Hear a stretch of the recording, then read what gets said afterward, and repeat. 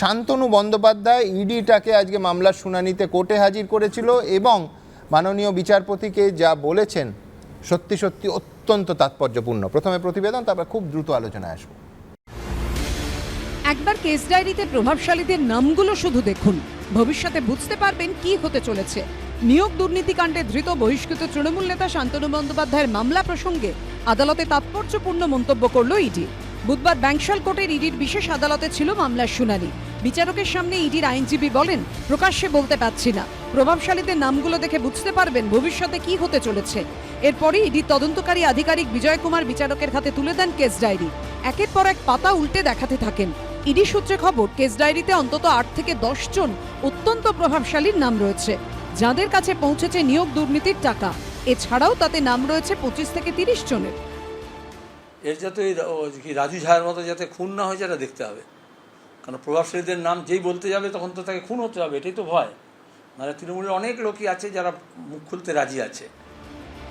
এদিন আদালতে জামিনের আবেদন জানিয়ে শান্তনু বন্দ্যোপাধ্যায়ের আইনজীবী বলেন, ইডির দাবি এই কেসে শান্তনু জড়িত, কিন্তু তিনি কিভাবে উপকৃত হলেন? তার কাছ থেকে তো কোনো নগদ উদ্ধার হয়নি। শান্তনুর হোটেলের ব্যবসা রয়েছে, সম্পত্তি ধার করে কেনা, প্রত্যেকটা স্টেটমেন্ট ও ডকুমেন্টস রয়েছে। মাসে কত টাকা লোন দিতেন সেটা দেখলেই বোঝা যাবে, কিন্তু সব সম্পত্তি বাজেয়াপ্ত হয়ে যাওয়ায় লোন দিতে অসুবিধে হচ্ছে। শান্তনু শিক্ষিত, চাকরি করতেন, তদন্তের অগ্রগতি কোথায়? শান্তনুকে যে কোনো শর্তে জামিন দেয়া হোক। এরপর বিচারক জানতে চান শান্তনু কতদূর পড়াশোনা করেছেন। উত্তরে শান্তনুর আইনজীবী বলেন, উচ্চ মাধ্যমিক পাস, প্রফেশনাল মাল্টিমিডিয়া। জামিনের বিরোধিতা করে ইডির আইনজীবী বলেন, শান্তনু একজন সরকারি চাকরিজীবী, তার বার্ষিক আয় 6 লাখ টাকা, অথচ সম্পত্তি 20 কোটি টাকার। সরকারি কর্মচারী হয়ে কি করে ব্যবসা করতে পারেন? ইডির তরফে আরও বলা হয়, বেনামি সম্পত্তির ক্ষেত্রে কাউকে যখন ডাকা হয় তখন কেউই সামনে আসতে চায় না। যেমন ইভান কোম্পানি, শান্তনুর ছেলের নামে কোম্পানি, তার স্ত্রী এই কোম্পানির ডিরেক্টর, অথচ এরা বলছে এই কোম্পানি তাদের নয়। তবে মানিকের মতো শান্তনু অন্তত নিজের পরিবারকে ব্যবহার করেনি। ইভান সংস্থা যে তাদের, তা ক্যামেরার সামনে স্বীকার করেছেন শান্তনু। আমার ছেলের নামে।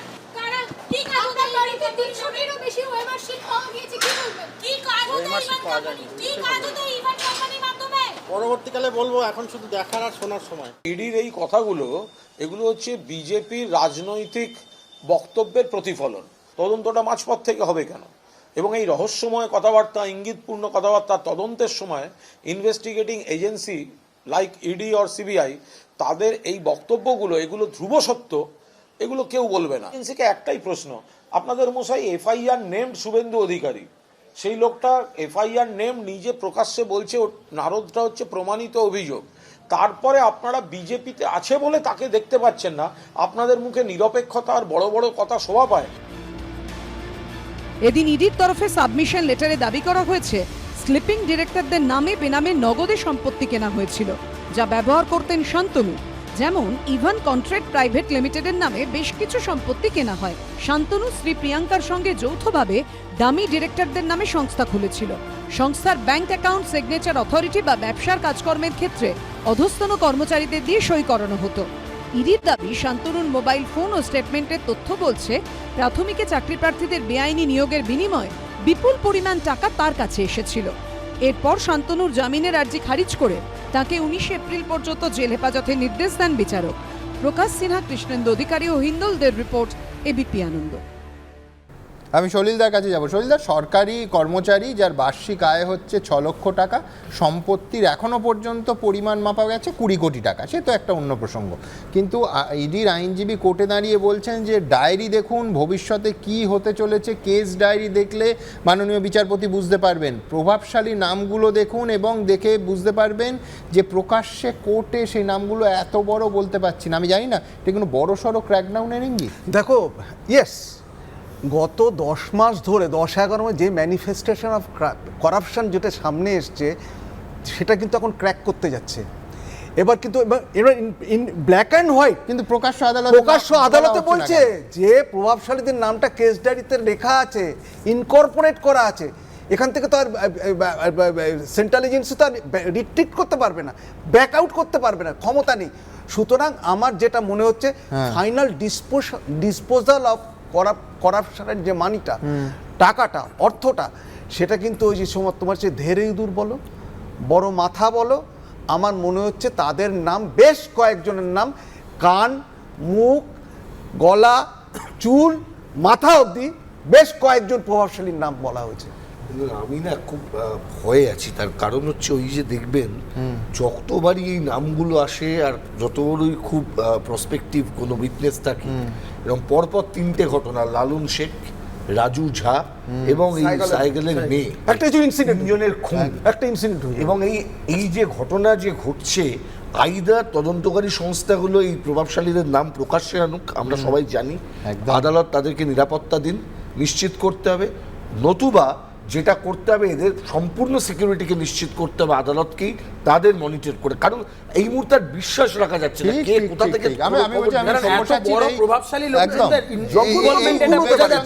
যখন একমত যে এইভাবে একাধিক গুরুত্বপূর্ণ সাক্ষীর জীবন চলে যাওয়ার পর নিঃসন্দেহে আদালতের নাম প্রকাশ্যে আনা উচিত এবং তাদের নিরাপত্তা 100% সুনিশ্চিত করা উচিত। আমি এখান থেকে আমার পরের প্রতিবেদনে যাব, যেটা নজিরবিহীন, অন্তত ইদানিংকালে এরম হয়েছে বলে মনে পড়ছে না। তার কারণ মাননীয় বিচারপতি অভিজিৎ গঙ্গোপাধ্যায় আজকে প্রায় আধ ঘন্টা ধরে মানিক ভট্টাচার্যকে তিনি প্রথমে জেল থেকে ডেকে পাঠান এবং একেবারে তার সঙ্গে জিজ্ঞাসাবাদ করেন। নজিরবিহীন, এবং মানিক ভট্টাচার্যকে ডেকে মাননীয় বিচারপতি তার সঙ্গে কথা বলেন। মানিক ভট্টাচার্য সহযোগিতার মুডে ছিলেন বলেই মনে হয়, আদালতে আমার প্রতিনিধিরা সেরকমই বলছে। আবার বলছি, নজিরবিহীন। পরের প্রতিবেদন। সিবিআই তদন্ত নিয়ে অসন্তোষ প্রকাশের পর এবার এজলাসে টানা 29 মিনিট ধরে মানিক ভট্টাচার্যকে জিজ্ঞাসাবাদ করলেন বিচারপতি অভিজিৎ গঙ্গোপাধ্যায়।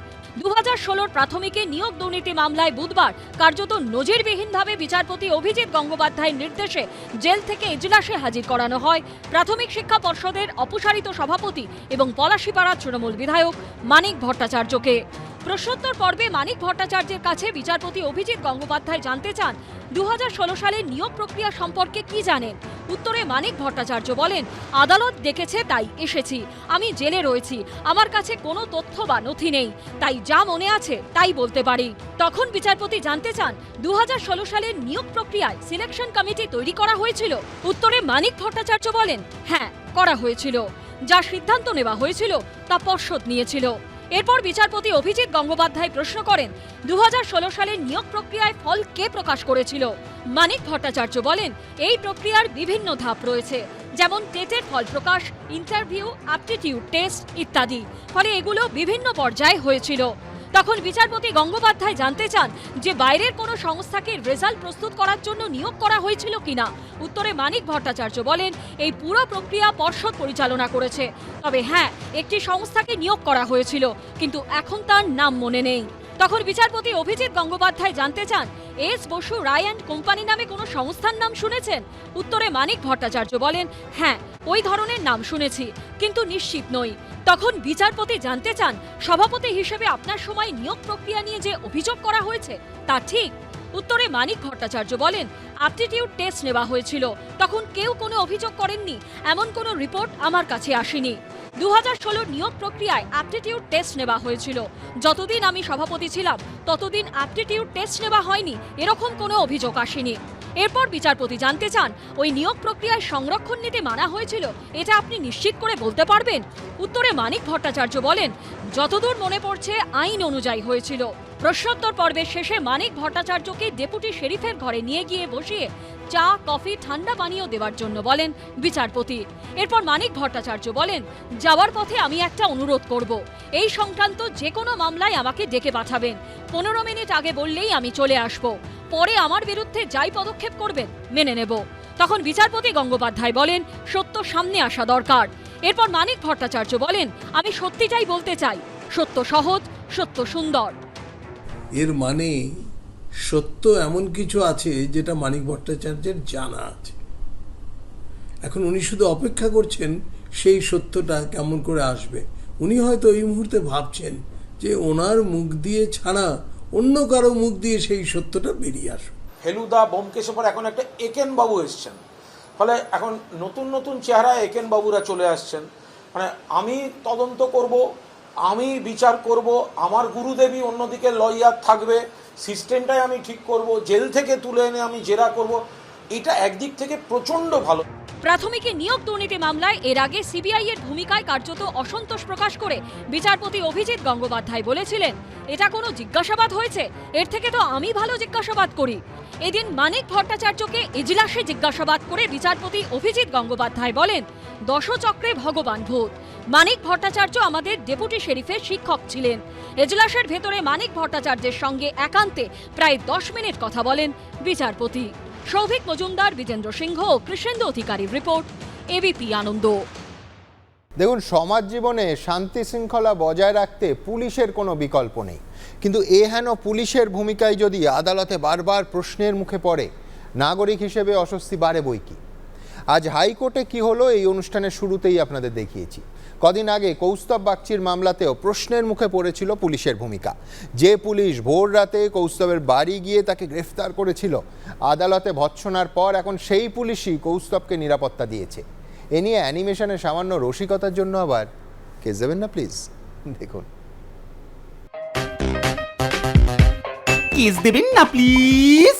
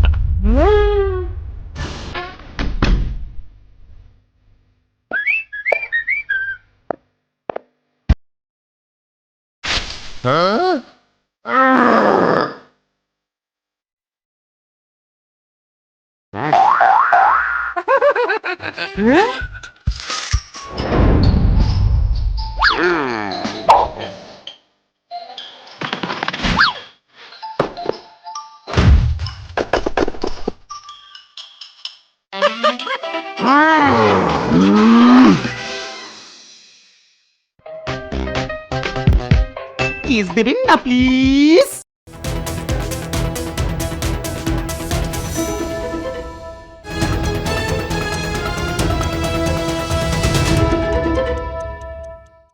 ঘণ্টাখানিক সঙ্গে সুমন নিবেদন করছেন Rashmi BOF low carbon TMT bar, double power, double strength, Berger paints, paint your imagination. BP Poddar hospital মানে 4 ইঞ্চ কেটে heart bypass. Partner by Suraksha diagnostics, 30 বছর ধরে বাঙালির ভরসা। রাজা গোল্ডেন মারির সাথে সোনা চাঁদি অফার। বসুমতী চাল, ভাতের সঠিক চাল। 5ম থেকে দ্বাদশ শ্রেণীর সেরা সহায়িকা বই মানে প্রান্তিক।